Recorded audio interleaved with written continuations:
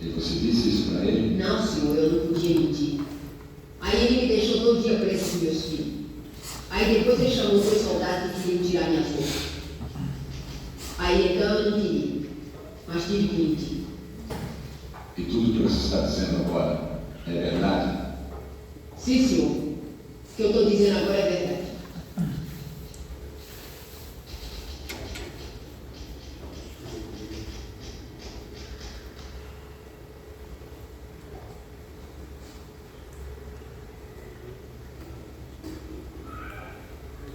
A resistência de Sebastião chega ao fim. Ele também confessa. O tenente obtém dos irmãos o que quer. Só não consegue encontrar o dinheiro. Contrariando a ordem processual, os denunciados são interrogados depois das testemunhas. O advogado dos Naves não é informado desse interrogatório. Compareceu o denunciado Sebastião José Naves, que se achava livre de ferros sem coação de espécie alguma, ao qual fez o meritíssimo juiz as seguintes perguntas. Tem o denunciado algo a alegar a bem de sua defesa? Não. Tem o denunciado algo a alegar a bem de sua defesa? Meu irmão te disse. Ele que quis matar o Benedito. Foi com ele que eu matei. Porque ele insistiu. A gente levou dinheiro no mato. Meu irmão mandou trazer ele para a cidade. Eu contei com ele o dinheiro lá na cozinha da casa. Fiquei com o dinheiro. Entreguei para minha mãe. Ela disse que podia ficar descansada. Ia guardar. Não vi mais o dinheiro. Não vi mais o dinheiro. Não vi mais o dinheiro. Não. O Kika tá doido, o Bastião tá doido, a Antônia Rita tá doida. Eu não recebi dinheiro de ninguém. Se não foi doidice, foi pancada. E foi. Eu também sofri. O Bastião também. Antes ele me disse que até outro aperto se dissesse que matou o Benedito. Não ia poder dar conta do dinheiro que foi.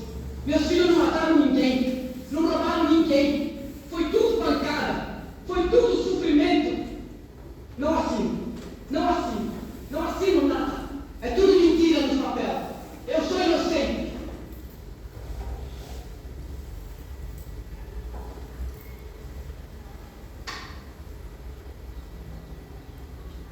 Senhor delegado, não costuma aparecer aqui por essas horas.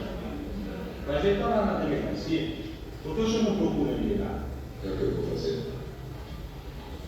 O senhor passa por lá. Toma posse um novo juiz efetivo da comarca.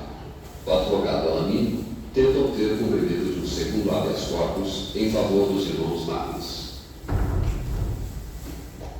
Não me quero alongar demais, nobres advogados e zelosos membros do Foro de Araguari. Como dizia Rui Barbosa, na sua memorável oração aos moços, de nada prevalecem leis, não existindo quem as ampare contra os abusos. E o amparo sobre todos essencial é o de uma justiça tão alta no seu poder quanto na sua missão. Desde os meus idos e saudosos tempos da faculdade, sempre me pautei por esses princípios. Por esses Brasis afora, no mais longínquo dos sertões bravios, jamais deixei de punir os malfeitores, e não vacilei em usar pulso de ferro quando se fez necessário impor duramente o respeito à lei. Ao ter assumido a honra de assumir esta comarca, posso assegurar-vos que permanecerei fiel a essa inabalável conduta. Meritíssimo, congratulo-me com Vossa Excelência e aproveito a audiência para solicitar o cumprimento de um habeas corpus que foi concedido antes de sua chegada pelo juiz da comarca de Uberlândia. Trata-se de um caso grave. É o segundo habeas corpus que eu tenho, sem que os favorecidos sejam postos em liberdade. Por favor.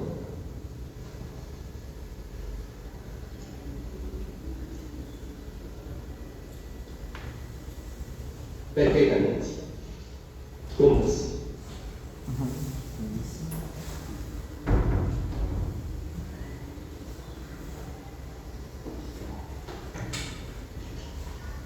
Senhor oficial de justiça, dê cumprimento a essa vara de soltura. Em seguida, meritíssimo. Quero ainda ressaltar aos senhores que, dentro do mais breve tempo possível, colocarei em dia o andamento das lides deste tribunal.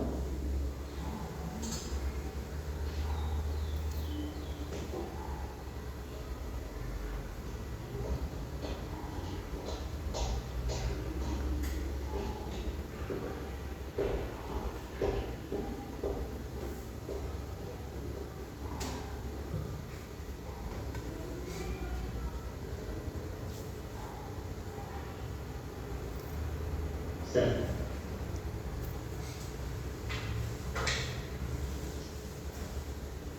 Até amanhã. Até amanhã.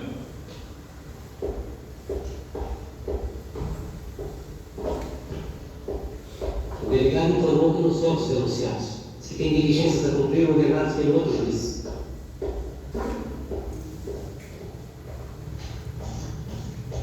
Meritíssimo, é mais uma intenção do delegado.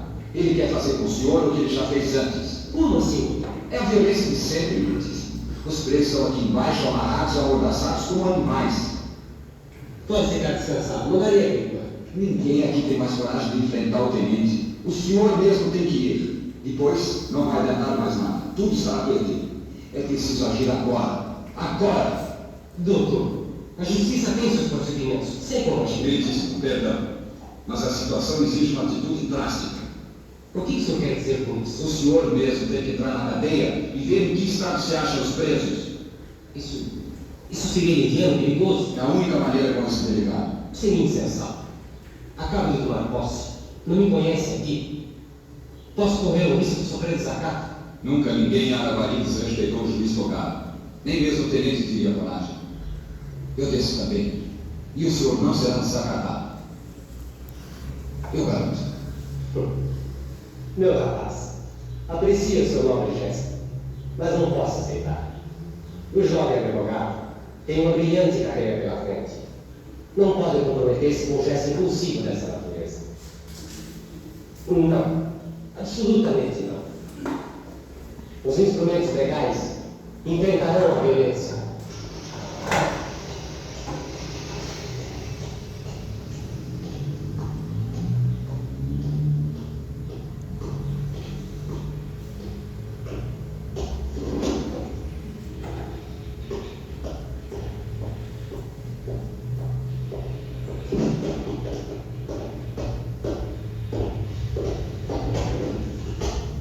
O crime de que se ocupa esse processo é da espécie daqueles que exigem do julgador inteligência aguda. Pois, no juízo penal, onde estão em perigo a honra e a liberdade alheias, deve o julgador preocupar-se com a possibilidade tremenda de um erro judiciário. Por circunstâncias fortuitas, não foi possível, infelizmente, a obtenção do corpo de delito direto. Mas era necessário o encontro do cadáver, ou a apreensão do dinheiro, ou dos sinais possíveis. Nada se deu. É certo que não há notícia do paradeiro da multosa soma. O senhor não me dá conta do dinheiro? Vim aqui para resolver. Mas, coronel, fez o que pôde. Cumpriu meu dever. Não foi por desleixo. O delegado teve cuidado de segregar os denunciados para submetê-los ao martírio. É o terror mais hediondo. Diante dele, até o inocente se acusa. Informa o patrono dos acusados que tais confissões são produto de maus tratos e desumanidade.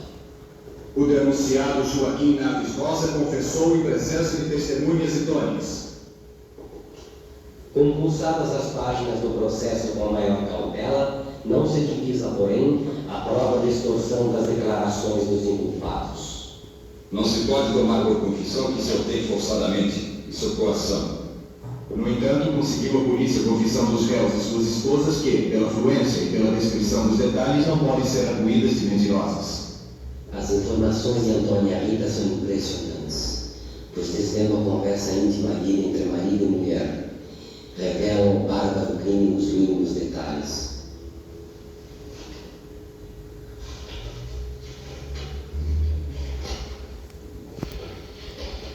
A contradição desse excesso de detalhes arranjados. e não se diga que tais declarações foram extorquidas pela justiça. O valor probatório da confissão provém da espontaneidade de quem a presta, ensina Costa Manso. A confissão do réu prestada na polícia constitui meia prova, como adverte Edgar Costa. Até mesmo a confissão alcançada por meio de torturas, uma vez que coincida com as demais circunstâncias do crime. O senhor chefe de polícia quer esclarecer o crime de uma vez por todas. Sem dúvida. O senhor me diga o que devo fazer. Eu vou cuidar disso. Comigo, Sebastião fala. Mas, coronel, os presos estão sob a guarda da justiça. Deixe comigo. Se de um lado se levanta a acusação forrada de monstruosidades, do outro se ergue a voz da justiça, imparcial e humana, por isso mesmo sujeita às contingências da fatalidade. Julgo procedente a denúncia para pronunciar como pronuncio os indivíduos Joaquim Naves Rosa e Sebastião José Naves. Há em tudo isso uma paixão tão grande e desarrazoada que envolve os próprios aplicadores da justiça.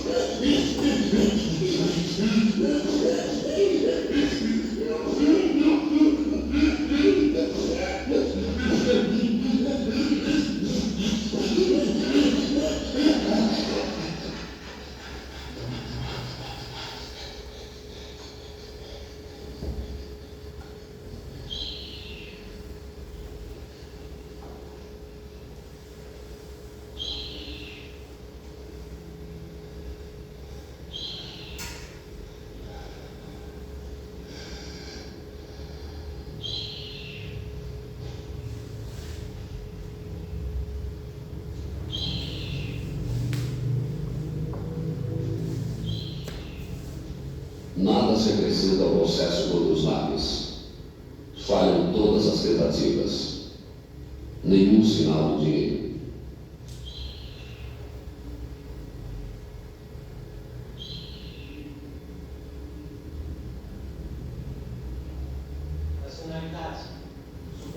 A sentença de pronúncia é acolhida pela Câmara Criminal do Estado. Tem nisso o primeiro julgamento dos irmãos Naves pelo júri popular da cidade de Araguari. Tem o réu alguma coisa a alegar bem na sua defesa? Tudo que eu disse foi de medo e pancada, seu juiz. Apanhei em pé não poder mais para soltar as mentiras desse processo. Me davam purgante, me amarravam, me suravam tanto que depois não podia mais. Meu corpo ficou que era só sangue. E até a mãe me apanhou. Deixaram ela nua, seu juiz. Aguentei 38 dias. Aí tive que falar mentira. Qualquer um falava daquele jeito. Juro por Deus e pela vida dos meus filhos. Eu sou inocente. Tem o réu alguma coisa a alegar bem na sua defesa?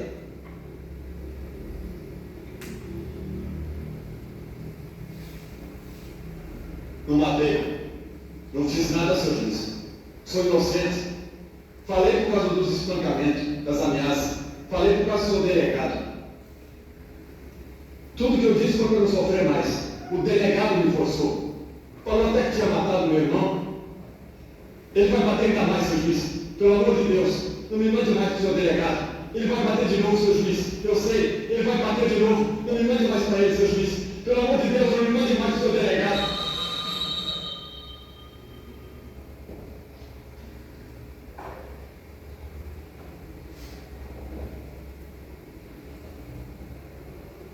senhores jurados, ainda que se aceitasse a hipótese de um latrocínio, era necessário a apreensão do dinheiro, o encontro do cadáver, ou qualquer outro indício, um vestígio, um sinal possível. Nada. Absolutamente nada. A não ser a confissão dos denunciados, que agora, diante do meritíssimo juiz, diante do conselho de sentença, desmentem essas falsas confissões, como todos ouviram de viva voz. Porém, vamos supor que não houvesse retratação, onde a prova da coisa subtraída, onde a subtração da coisa, onde o dinheiro e onde a morte da pessoa. Esses elementos, cuja ausência o meritíssimo juiz desprezou na sua douta sentença de pronúncia. Onde estão esses elementos, senhores jurados? Poder-se-ia dizer ainda mais. Poderia ser dito que, além da confissão, existem várias presunções. No entanto, como sentencia o Whittaker, a presunção é o raciocínio que liga ao fato certo ao probando. E não há dentro desses autos um fato certo, um indício sequer, e muito menos uma presunção.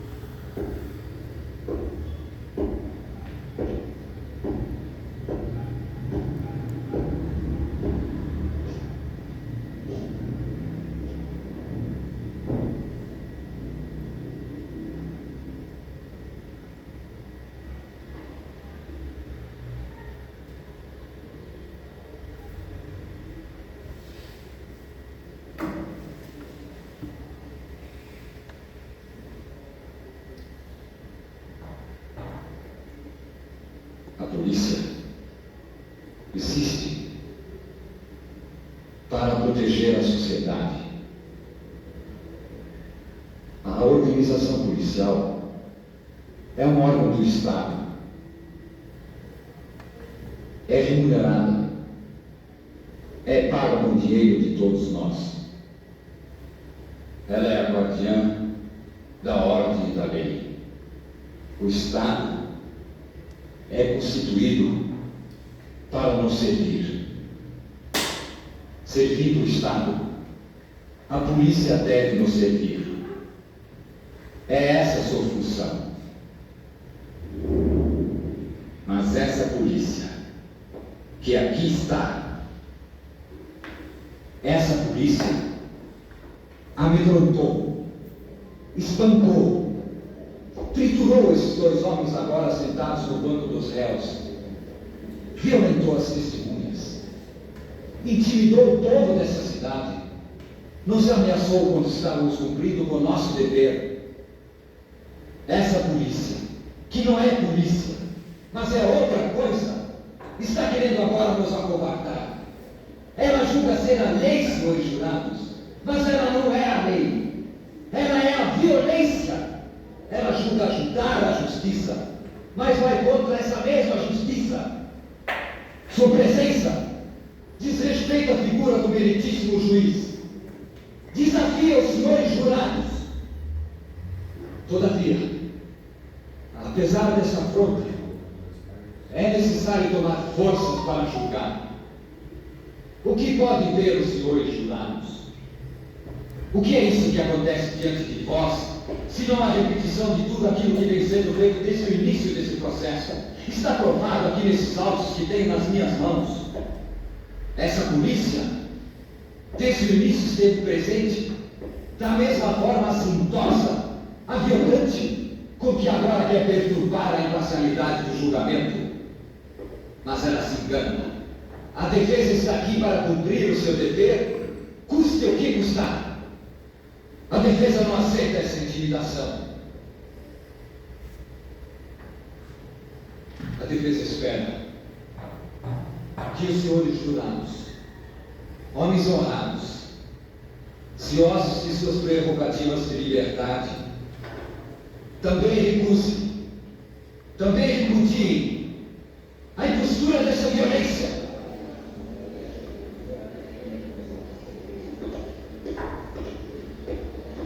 Vai acabar com isso a bala. Se o senhor atirar, vai sair bala daqui de cima também. Estamos aqui para garantir o doutor Amin.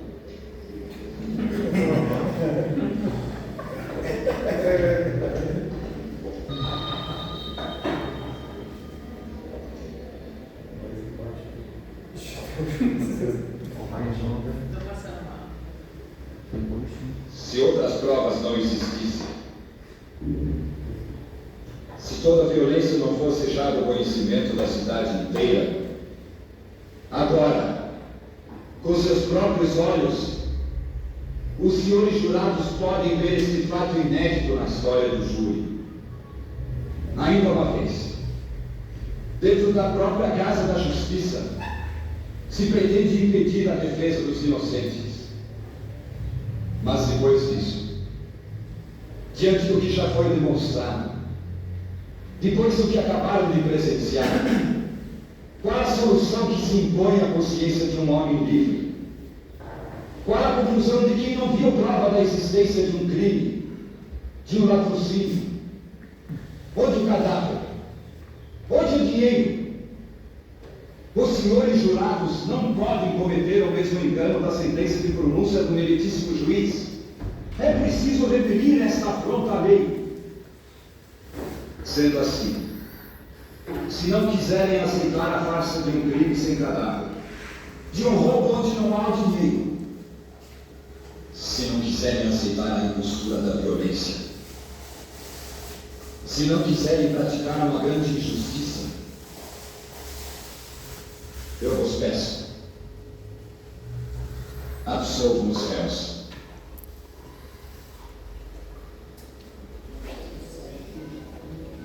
O Benedito nada que apareceu. O tenente não voltou. Ele sabe que nós estamos aqui para defender o doutor.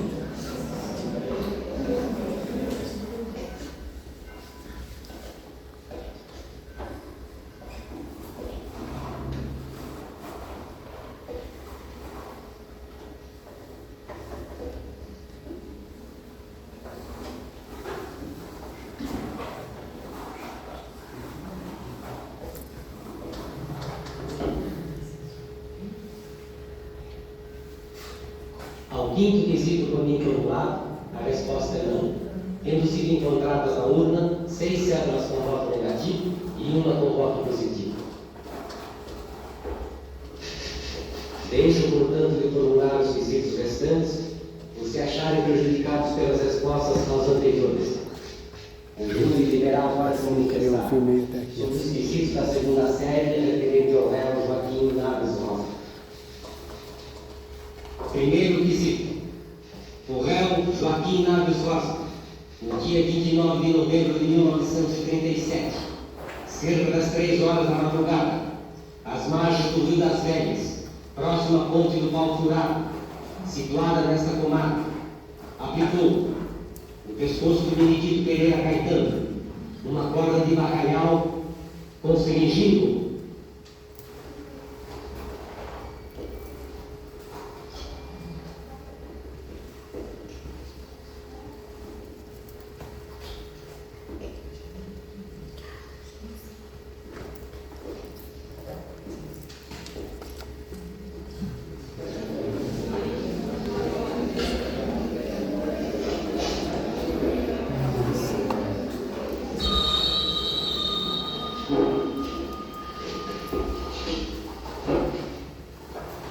Em conformidade com as decisões do Conselho de Sentença, tomadas por maioria absoluta de votos, julgando improcedente a acusação levantada pela Justiça Pública contra os réus Sebastião José Naves e Joaquim Naves Rosa, eu os absolvo e mando, transitando em julgado a decisão, se debaixem de seus nomes no rol dos culpados e sejam postos em liberdade.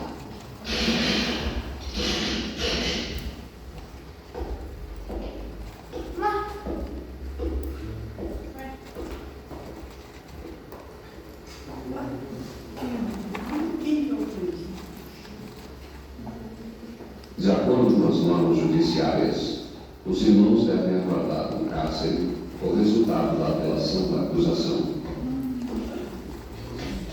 Não vejo como o senhor pode sentir-se assim depois de tão brilhante vitória, doutor Arana. Eu estou preocupado com a apelação, Letícia. Ora, a apelação é toda rotina. Logo os dados estão na rua, o senhor vai ver. Os indícios e presunções são obrigados a fazer a pronúncia. Mas o juiz, sem dúvida, agiu com pleno discernimento. Mas não por unanimidade. E nesse caso, o senhor sabe, pela nova legislação, o júri já não tem mais a sua soberania. Não há elementos para reformar a decisão do júri, doutor Arana. A sua pronúncia poderá influenciar mais do que o resto de Letícia. Não creio. O caso está encerrado.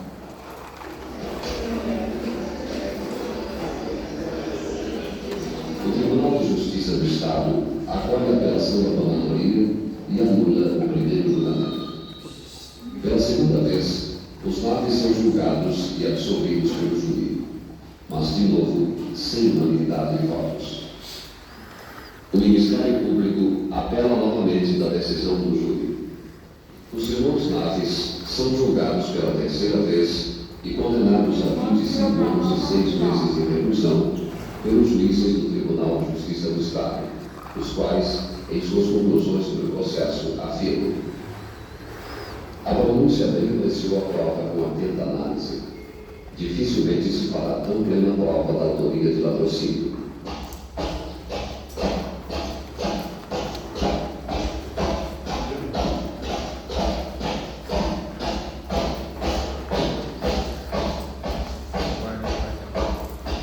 Nova revisão do processo atenuou a pena, e a cumprirem 8 anos de cárcere, os irmãos Naves ganharam a liberdade condicional. 3 anos depois, sofrendo de longa enfermidade, Joaquim morre no asilo de Araguari.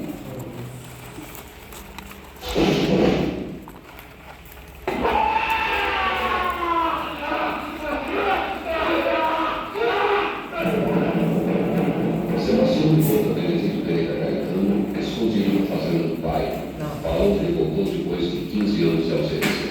Benedito é detido pela polícia, mas não pode ser acusado de nada. Nada tinha a ver com o caso.